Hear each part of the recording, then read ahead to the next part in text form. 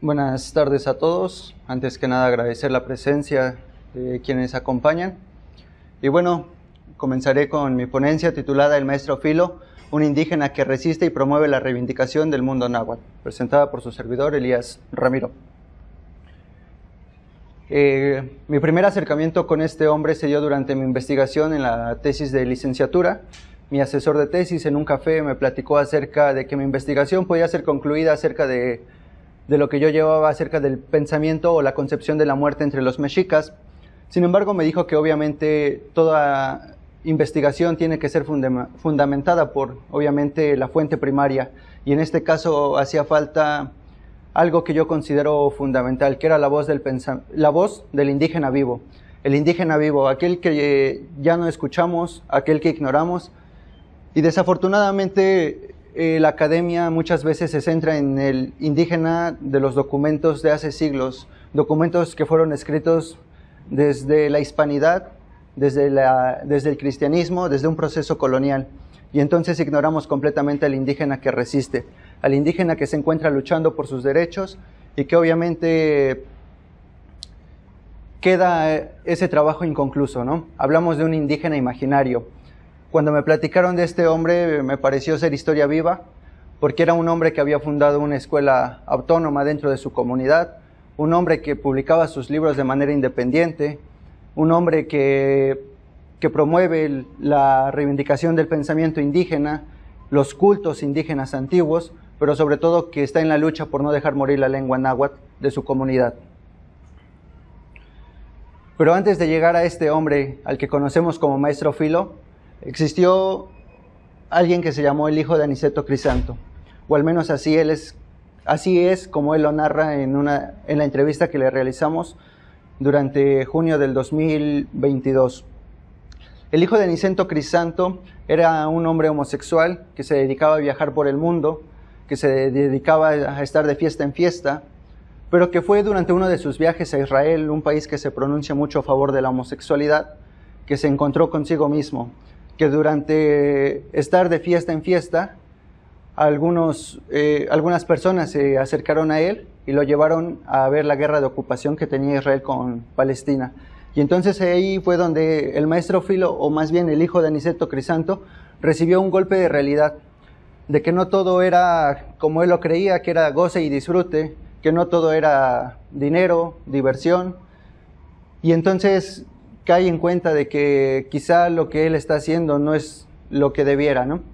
Y entonces decide regresar al origen, pero no al origen de él, sino el de sus padres, porque a pesar de que él nació en Santa Clara, Huitziltepec, un pueblo de la Mixteca poblana, él nunca vivió ahí. Él desde muy chico se fue a la capital, al estado de Puebla, y ahí tuvo todo un proceso de educación. Su papá era pollero, aprendió el oficio, pero realmente nunca tuvo una conexión con el municipio de Santa Clara.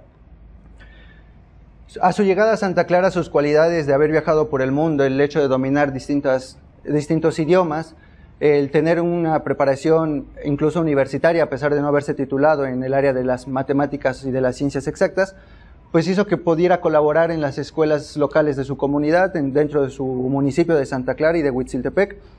Y entonces eso mismo hizo que la gente pues se comenzara a acercar a él, que tuvieran una gran admiración y respeto por esta persona, aunque claro que este no sería el comienzo de su lucha, ni mucho menos el inicio de su proceso de resistencia.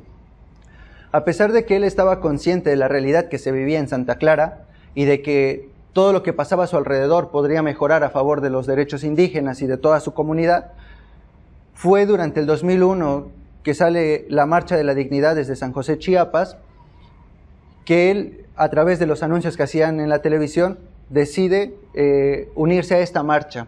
Decide unirse a esta marcha que va a favor de los derechos de los pueblos indígenas, no solamente de Chiapas, sino de todo el país. Y entonces él se suma a esta marcha, y esta misma marcha es la que lo hace reflexionar acerca de toda la realidad que existe.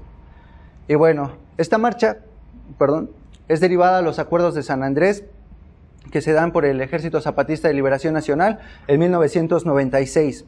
El Ejército Zapatista de Liberación Nacional aunado a la Comisión de los Pueblos Indígenas de México, se unen para hacer unos, pues vaya, tener acuerdos para poder reformar la Constitución a favor de los derechos indígenas, que hay que dejarlo en claro, desde la colonización hasta el periodo en el que estábamos, no se habían considerado nunca los derechos indígenas. Era un paso realmente importante, primera vez en la historia de México que se consideraba a los pueblos indígenas dentro de las leyes, dentro de los derechos, y donde el gobierno aparentemente se comprometía con estas funciones, ¿no?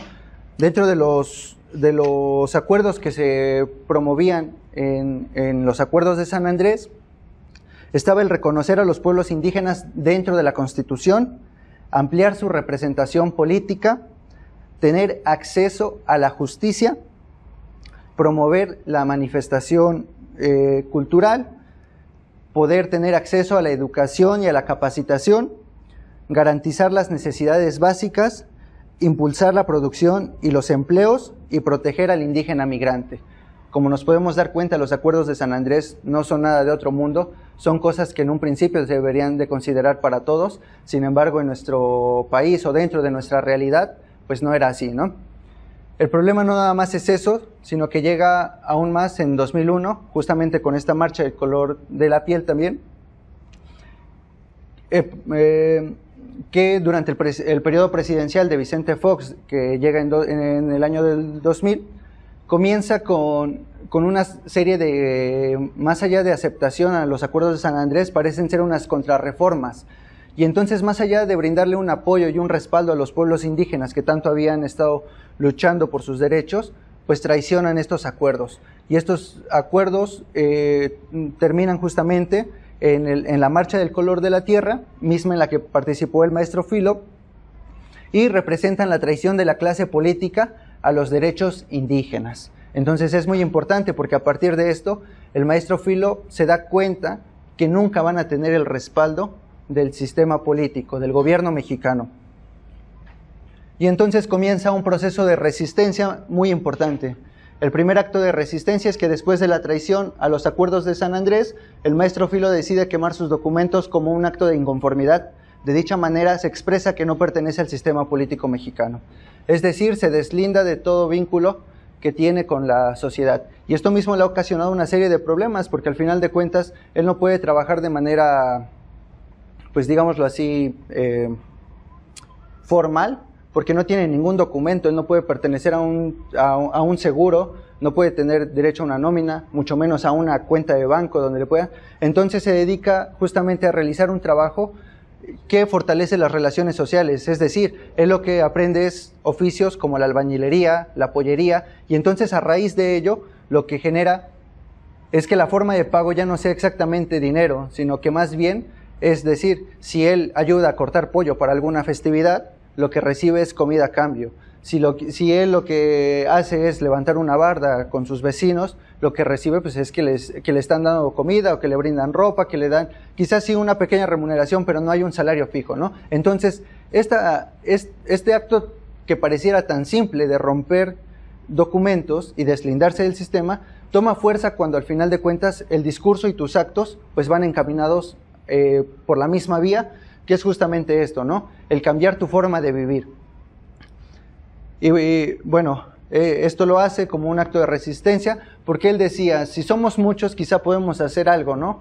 Quizá podemos cerrar calles, hacer desastre o como lo quieran llamar algunos, pero lo que él decide es emprender la resistencia desde él mismo y posterior obviamente compartirla con su comunidad y hacer reflexionar a los demás. Dentro también de esta resistencia están las prácticas y la reivindicación del pensamiento indígena. Uno de ellos pues es la fundación de su escuela autónoma, Emiliano Zapata, donde se ofrecen clases públicas, científicas y gratuitas.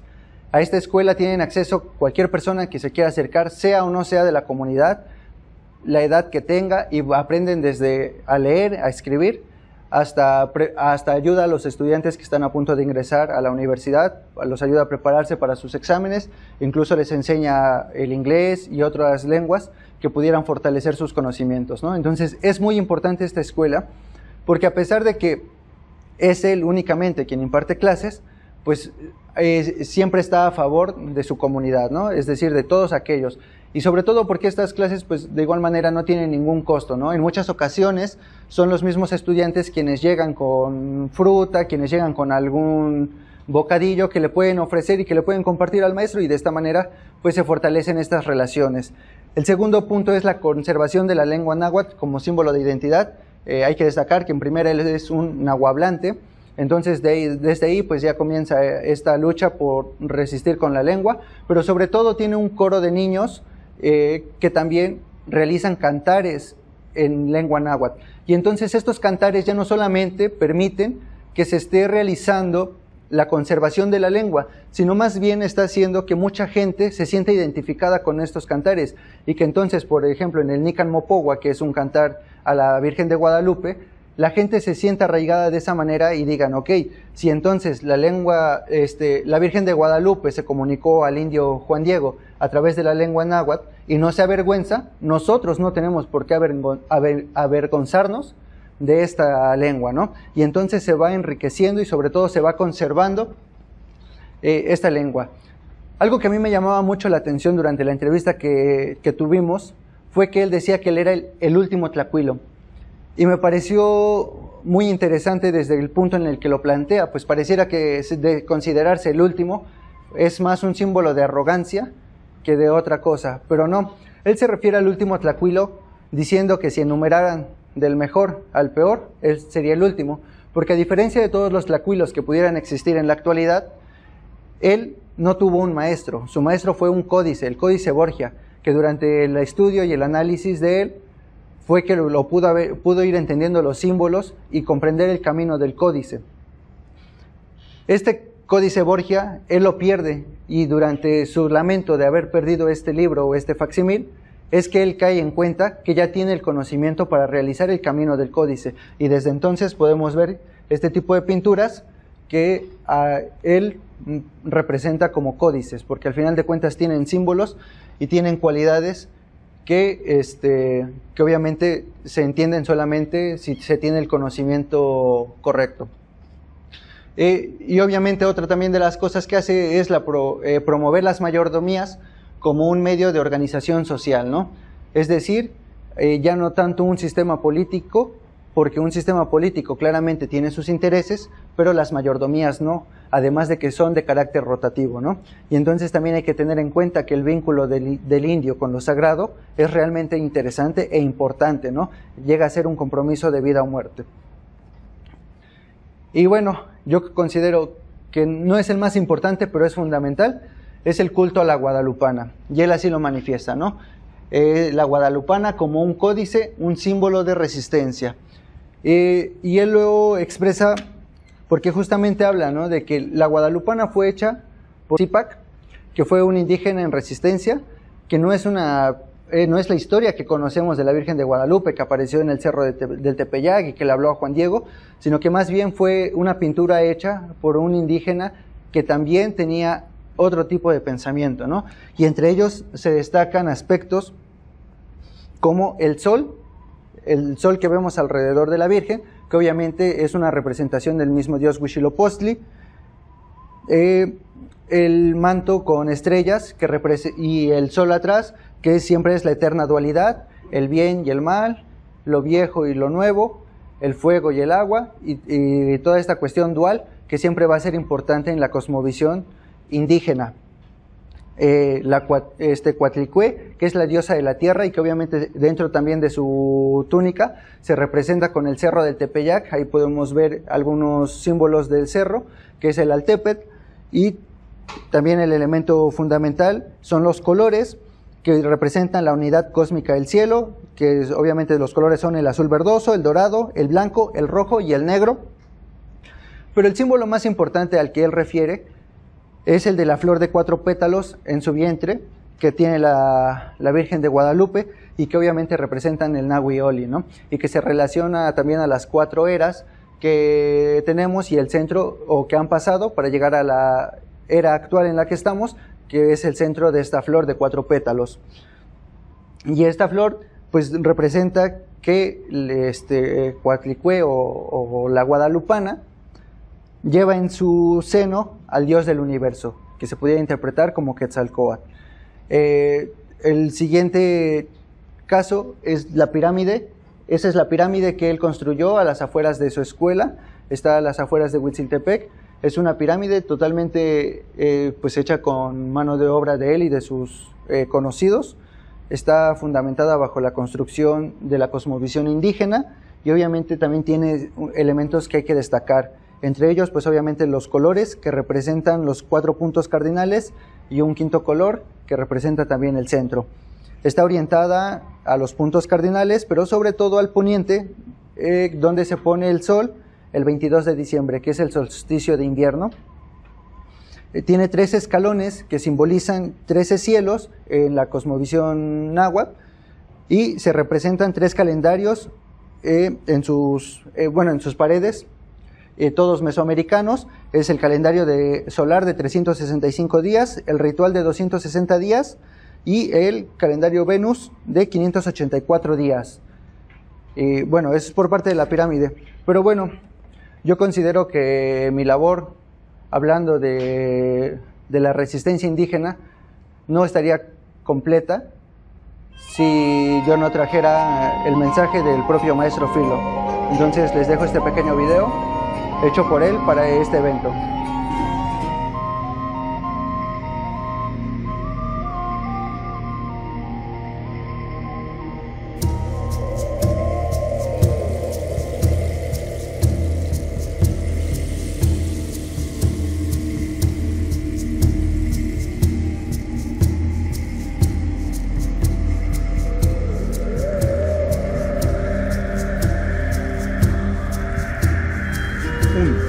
Tiempo, Kawit, en el antiguo pensamiento náhuatl, no se concibe como una recta numérica a la manera de los calendarios cristiano y musulmán, que toman un gran evento de su historia y a partir del cual empiezan a contar el tiempo, por lo que dicen antes y después de Cristo y de la Égira, respectivamente. Kawit es como un torbellino, un remolino, una espiral de ciclos de 52 años solares. El tiempo no camina solo ni en una sola dirección, se entrelaza con el espacio. En un Xiumolpili, los 52 años empiezan a diferentes horas del día y se extienden, se reparten a los 4 rumbos del universo. 13 años, los Tecpat, empiezan a la medianoche, su rumbo el norte.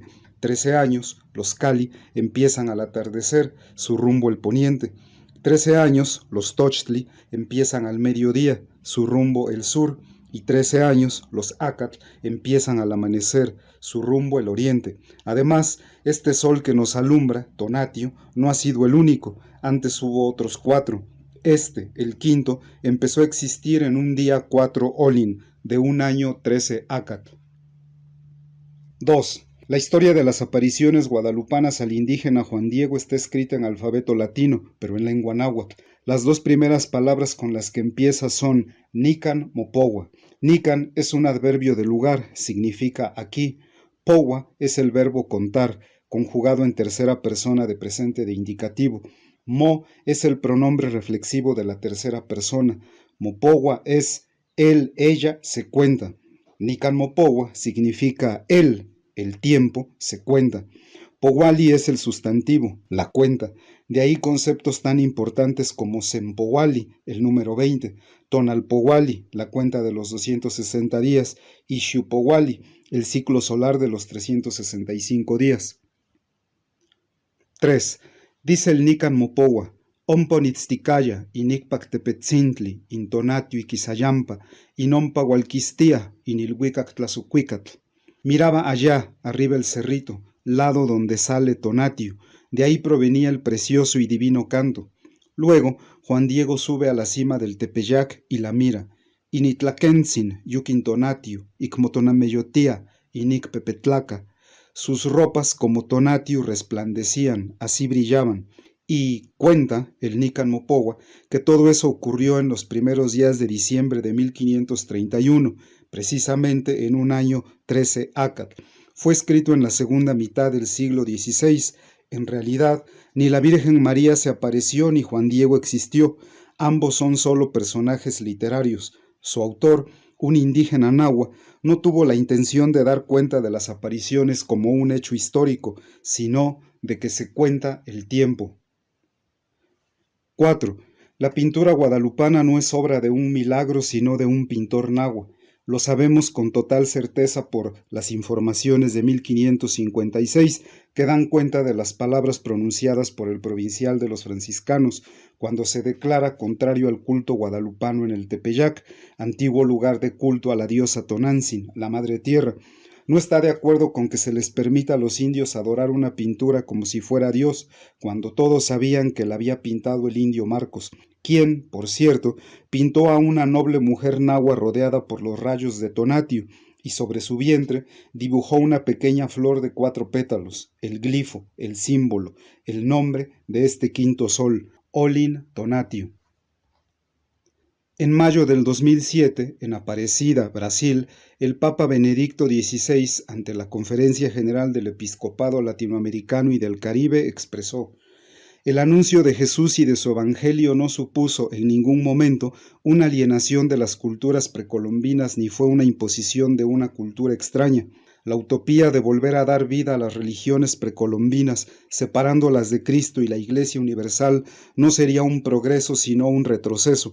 En realidad sería una involución hacia un momento histórico anclado en el pasado. Meses más tarde, en octubre, aquí en México, en Bicam, territorio del pueblo yaqui, se celebró el Encuentro Continental de los Pueblos Indígenas de América, convocado no por instituciones gubernamentales, sino por pueblos indígenas que luchan y resisten la guerra de exterminio que empezó hace 5 siglos. Llegaron representantes de pueblos del norte, el centro y el sur del continente. Durante 3 días se escucharon sus voces en diferentes lenguas, pero en todas había un denominador común: la lucha por la Madre Tierra. No es poca cosa, porque hablar de la Madre Tierra es hablar ya de una cosmovisión diferente al cristianismo.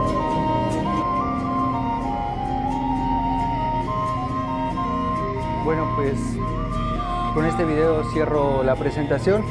Obviamente no puedo decir que esto es todo, porque estoy seguro que tenemos el compromiso con la lucha indígena, con la resistencia, pero sobre todo con la conservación del pensamiento de estos hombres que siguen de cierta manera resistiendo a todas estas injusticias que el gobierno ha hecho sobre ellos.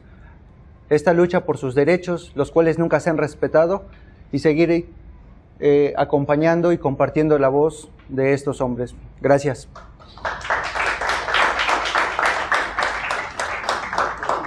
Y lo otro, quería preguntarle a Marcial, un poco que nos contara la experiencia de el proceso de investigación con el maestro Filo, cómo fue, que nos contaras un poco de cómo se adquirió esa confianza, ese rapport, y en qué etapa se encuentra. Bueno, compartir un poco mi experiencia es algo que me gusta mucho porque realmente fue toda una travesía. Como lo comentaba al inicio de de la ponencia, fue durante mi investigación de licenciatura, entonces estoy hablando de hace 2 años, tenía yo 22 años. Se da porque mi asesor me lo comenta, me platica que está esta persona, pero viendo el papel de esta persona nos damos cuenta que es una persona a la que obviamente no le cae bien al sistema, ¿no? A que el hecho de poder acercarnos a él va a ser todo un complejo, porque incluso si vemos nosotros la primera foto, es una persona que se mantiene encapuchada y pues digo, tiene cierta parte de esta cuestión de guardar su identidad, ¿no? Entonces obviamente es un problema todo esto. Me intento comunicar vía correo electrónico, vía Facebook. Realmente no tengo éxito, y es en una plática con un amigo que me dice vamos a buscarlo. Yo no sabía llegar ni siquiera al pueblo, sabía por dónde gracias a Google Maps, pero fue un ve, bájate y pregunta en un camión, en un autobús que te lleve a Santa Clara, Huitziltepec, y es lo que hago, ¿no? O sea, así lo digo abiertamente. Mi mamá no me quería dejar, mi mamá tenía miedo porque obviamente no sabes ni a dónde vas, ¿no? En este caso no sé ni a dónde voy, ¿no? Y así fue, llegué, pregunté. Obviamente uno no puede llegar preguntando por el maestro Filo porque no sabemos quién es su amigo, quién es su enemigo, si tiene amigos o tiene enemigos. O sea, realmente fue una aventura. Y yo creo que lo peor fue que nos subimos a la combi, preguntamos, el copiloto del chofer nos dice así como de que están buscando la escuela Emiliano Zapata. Y dice el chofer, dice, ¿a quién buscan? Pero muy serio nos dice, le digo, no, pues al maestro Filo. Dice, dice, es a las afueras, le dice a su copiloto, dice, yo los llevo. Pues pasamos el centro de Santa Clara, que no es muy grande el pueblo, y la zona es una zona muy seca, o sea, realmente como que todo eso se sumaba a este temor. Y salimos como 2 kilómetros del pueblo y a la mitad de la carretera se para la combi y nos dice, bájense y entren por esa vereda, un camino de arena, sin nada, y nos dice, y ahí donde van una puerta, ahí tocan. O sea, uno no sabe si en verdad es el maestro Filo a quien voy a ver o a quién. Hacemos eso, nos bajamos, le digo a mi amigo, o sea, mira, si algo nos pasa, pues voy a hacer lo posible porque tú puedas correr, o sea, aquí el del asunto soy yo, él ni siquiera estudiaba historia, o sea, es nada más un amigo que se quiso aventurar conmigo y que le agradezco muchísimo. Llego, toco y salen como 5 perros a ladrarme, ¿no? Entonces, o sea, toda una experiencia. El maestro desde su salón se levanta, una persona encapuchada, y con una voz muy firme me pregunta a quién busco, ¿no? Entonces procedo a presentarme, a decirle que estoy en mi investigación de tesis de licenciatura, le cuento un poco acerca del tema y le pregunto si puedo pasar, me da el acceso, nos sentamos frente a frente y me dice, ¿qué necesitas? Digo, pues quiero hacer una entrevista para concluir mi investigación, consultar un poco acerca del pensamiento indígena, de su concepción de la muerte, porque ese era mi tema principal. Y me dice, me gusta lo que me propones acerca de que la historia del indígena no necesariamente está en un libro ni está en el archivo, ¿no? La voz y el pensamiento del indígena sigue vigente y necesitamos hablarlo. Entonces, eso es lo que me gustó de ti, vamos a platicarlo. Hacemos la entrevista y después de la entrevista, o sea, todo cambia, ¿no? O sea, él se vuelve una persona totalmente ya con una confianza hacia mí, yo con una confianza hacia él. Me pregunta cómo llegué, ya le cuento, se ríe. Me enseña todas las instalaciones que tiene, o sea, su pirámide, su salón, tiene un cuarto que es como de reflexión y comenzamos obviamente pues ya una relación entre él y yo. Actualmente pues seguimos en comunicación, no de todos los días, ¿no? Pero pues digo, creo que muestra de ello es el video que les comparto al final, que justamente yo le platicaba eso, ¿no? Que había metido una ponencia pues dedicada a él, pero que pues mi objetivo principal era ese, ¿no? Que él pudiera llegar a los oídos de los demás, y yo creo que la mejor forma es esta, ¿no? Un video directamente hecho por él, y bueno, pues así fue mi experiencia con el maestro Filo, y digo, ahora ya puedo llegar fácil, pero... Yo tengo una duda, porque se leído alguna literatura, como ahora hacia el pasado, se me interesa un poquito el tema de las inteligencias artificiales, todo este tipo de cosas que hablan de cómo se van reduciendo las movilizaciones sociales, y posiblemente lo que pueda haber en algún momento son presiones de individuos. Pero mi pregunta es, ¿realmente qué tanto efecto tiene esto en un sistema? Por ejemplo, cuando usted nos habla de que él era miembro del ZLN o estuvo vinculado a ese partido, y ahora de manera individual, la impresión que queda que de manera individual viene pasando todo esto. Y la segunda pregunta, conectándolo con el tema del movimiento social, de cómo movilizar recursos, porque habla de que un libro, pero una escuela, de la reacción del poder local a lo que él hace, de pronto no es tan clandestino en el sentido de que está haciendo eso, y el poder local debe saber que está haciendo eso. Sí. Recopilamos las 3 preguntas para... Ok, sí. Yo solo tengo la duda, ¿las mayordomías son igual que las cofradías? Las mayordomías, sí, en cierta manera, o sea, no... De religión, cultura... Sí, o sea, van vinculados justamente a la religión, al vínculo con lo sagrado, principalmente. Bueno, me lo vieron comentar, está ahí. Sí, miren. Como yo soy hondureño, no es muy común que en Honduras se investiguen resistencias indígenas, ¿sabes? Desde el sentido de que capaz no es un tema que ha estado muy en el foco de la academia en sí, Creo que es algo que estamos viendo bastante, que ha intentado entrar a la Academia Hondureña porque, al menos en 2016, no sé si saben qué pasó en Honduras, el asesinato de Berta Cáceres, la ambientalista. Al igual que el golpe de Estado, fue un choque político, incluso epistemológico para las juventudes, en el sentido de que se dieron cuenta que estaba pasando fuera de la urbanidad, porque esa es otra cosa que ha pasado bastante en Honduras. Y el caso más claro, creo que más cercano, fue en el Frente Nacional de Resistencia Popular, en aquella famosa reunión de Vicente Cáceres, que realmente hay visiones diferentes que es resistencia desde lo urbano, que siendo resistencia desde las comunidades, o sea, desde los indígenas, sí, por así decirlo, como quieran llamarlo, ¿verdad? Por el mero hecho de que no entendemos diferente, igual la tierra,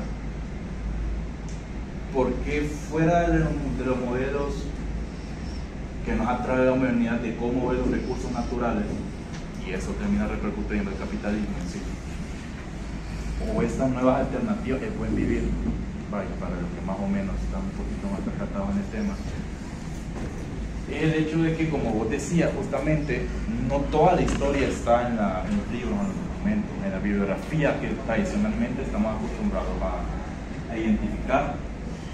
No hay bibliografía tanta, por ejemplo, de movimiento estudiantil universitario, un hito muy cercano en Honduras, 2015, 2018, 2019, que fue lo más último, ¿verdad? Entonces vemos cómo, siento yo que esta ponencia, gracias por traerla, porque es una oportunidad de que abramos la mente a una academia que no esté tan arraigada al urbano y salgamos de las comunidades. Hasta ahí. Para cerrar, bueno, pues justamente, ¿no? Yo creo que esta parte de lo clandestino, pues, bueno, yo creo que no se puede considerar de esa manera, ¿no? O sea, porque justamente abre estos vínculos a toda la comunidad, o sea, como lo dice él específicamente y lo resalta mucho, ¿no? Escuela pública, científica y gratuita, ¿no? O sea, hay que decirlo como es, ¿no? Tiene un problema justamente con el sistema político de su comunidad, pero esto mismo lo ha hecho recibir incluso discursos homofóbicos, ¿no? Porque como lo comentaba desde un principio, él es una persona homosexual, ¿no? Y entonces esto mismo, o sea, la gente ha buscado de dónde colgarse para desmeritar todo lo que él hace, ¿no? Toda esta construcción que él hace de la escuela, de la pirámide, del poder llevar a un coro de niños a las diferentes comunidades, lo hace por algo que yo mencionaba, que son las relaciones sociales que se crean a partir de que él destruye sus documentos, ¿no? Como lo mencionaba, el hecho de él trabajar o aprender oficios como el de su papá, que era cortar el pollo, como el de aprender albañilería, ha hecho que incluso cuando él requiera de un favor, esta misma gente le responda con cosas similares, ¿no? Con mano de obra, quizá con material que a ellos les sobró, y es así como se ha ido construyendo toda esta parte, ¿no? Estamos hablando de una escuela realmente, bueno, no sé cómo le digan acá, pero en obra negra, que quiere decir, o sea, nada más tal cual los block, encima de los block, así, ok, y justamente, ¿no? O sea, sin ventanas, sin puertas, con láminas, o sea, incluso es un problema porque cuando llueve, pues obviamente el agua se va filtrando, ¿no? La pirámide tiene un baño, que pues más bien es como un tipo fosa, ¿no? Porque pues realmente no tiene un sistema de drenaje, pero todo esto, o sea, es realmente muy interesante porque incluso él hace su vida pública en Facebook, aparece como Macegual Quintos, y justamente ahí comparte todo lo que él hace, ¿no? Incluso se realizó la feria de la pitahaya allá, que es la fruta del dragón, no sé si la conocen, y se realizó porque allá es como que la mata de la exportación, pero justamente debido a eso ha hecho que la gente, en su afán de querer ganar dinero exportando la fruta del dragón, comenzó a destruir la flora y la fauna de su comunidad, ¿no? Es decir, está obviamente esta explotación del suelo, de la tierra, porque ya están metiendo, pues llamémoslo así, una especie de cierta manera invasiva, ¿no? Porque no es totalmente la que nazca naturalmente, ¿no? Entonces, obviamente yo creo que sí, esta parte de la inteligencia artificial y de todas estas cuestiones, creo que obviamente nos ponen en tela de juicio en todos los trabajos, yo creo, no nada más en crear o en personas o personajes, sino en general, sobre acerca de qué tiene veracidad, de qué tanto es real e incluso irreal, ¿no? Pero bueno, es lo que yo puedo sumar. No, yo solamente me parece interesante lo que ponían aquí del que participó en el ZLN. ¿Cuántos alumnos tiene y si se maneja bajo el sistema que los zapatistas tienen de Caracolitos del Sol? Si los zapatistas tienen su modelo. Bueno, él participó o estuvo con el ejército zapatista gracias a la marcha del color de la tierra.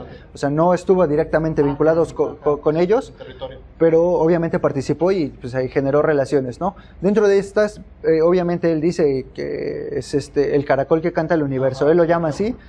Estudiantes llega a ser muy variado, o sea, yo creo que de planta tiene alrededor de 10, de entre 6 años y 13 años, que son los niños que más llegan a ir, pero comento lo mismo, ¿no? Llega a acudir gente que va desde el hecho de querer aprender a leer, a escribir, y obviamente pues una vez que aprenden esto, que es básico para ellos, porque obviamente ya no se van a dedicar a una vida estudiantil, pues pues dejan de ir, ¿no? Pero está en constante movimiento, o sea, no es algo sistematizado su escuela, y sobre todo en estos periodos donde le comento, los alumnos de su comunidad, incluso de comunidades vecinas, se están preparando para sus exámenes de ingreso a las universidades, pues acuden mucho con él, ¿no? Y él justamente pues se permite el poder enseñar lo que ellos sienten que les va a hacer falta, ¿no? Por eso estamos. Muchas gracias.